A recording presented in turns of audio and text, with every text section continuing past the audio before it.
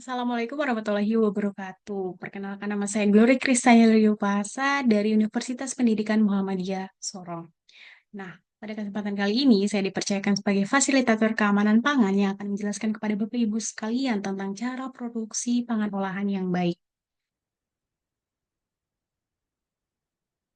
Nah, yang pertama ini ada definisinya. CPPOB ini adalah suatu pedoman yang menjelaskan bagaimana memproduksi pangan agar aman, bermutu, dan layak untuk dikonsumsi. Nah, itu dengan cara yang pertama, kita mencegah tercemarnya pangan olahan oleh cemaran biologis, kemudian cemaran kimia, dan juga benda-benda lain.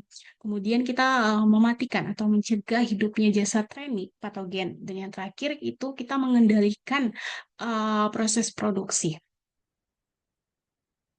Kemudian ada tujuan penerapan CPPOB. Yang pertama itu menghasilkan pangan olahan yang bermutu, aman untuk dikonsumsi, dan sesuai dengan tuntutan konsumen.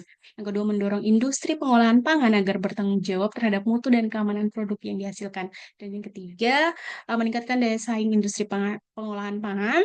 Dan yang terakhir, meningkatkan produktivitas dan efisiensi eh, industri pengolahan pangan.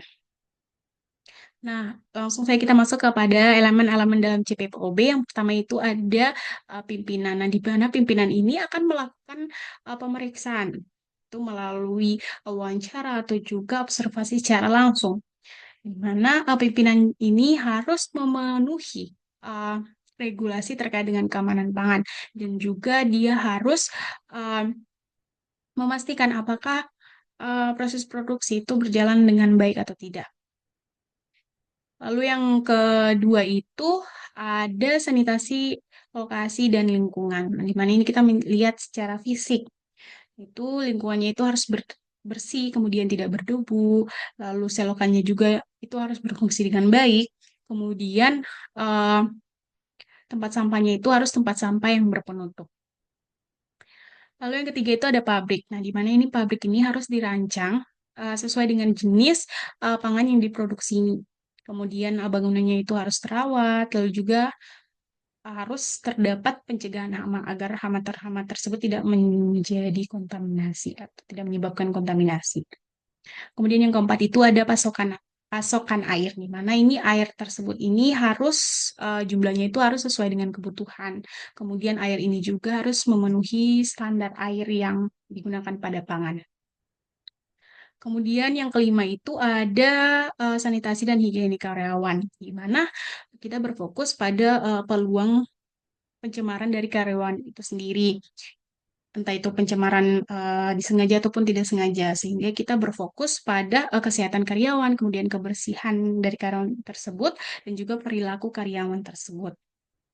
Kemudian yang keenam ada gudang, yang di mana gudang ini ada gudang bahan baku, ada gudang kemasan, dan juga gudang produk jadi. Nah, gudang-gudang tersebut harus tempatnya terpisah. Nah, kemudian harus bersih, rapi, dan juga harus memiliki sekat. Jadi dia tidak terkena langsung oleh dinding dan juga lantai.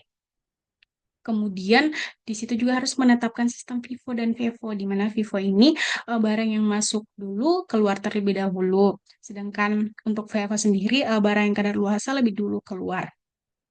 Berikutnya ada yang ketujuh ada tindakan pengawasan. Nah, di mana di sini kita melakukan pengendalian proses produksi.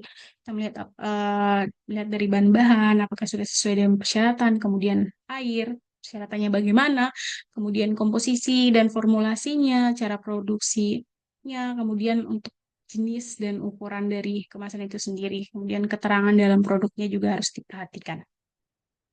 Kemudian yang terakhir itu ada bahan penanganan dan pengolahan. Gimana ini kita harus melihat dari bahan-bahannya, bagaimana persyaratan bahan baku, persyaratan produk akhirnya itu seperti bagaimana, itu harus sesuai dengan persyaratan keamanan pangan. Kemudian untuk penanganannya itu harus ditangani secara tepat untuk meminimalisir terjadinya penurunan mutu dan kontaminasi. Demikianlah hasil pemaparan materi terkait dengan CPPOB. Kurang dan lebihnya mohon dimaafkan. Wassalamualaikum warahmatullahi wabarakatuh.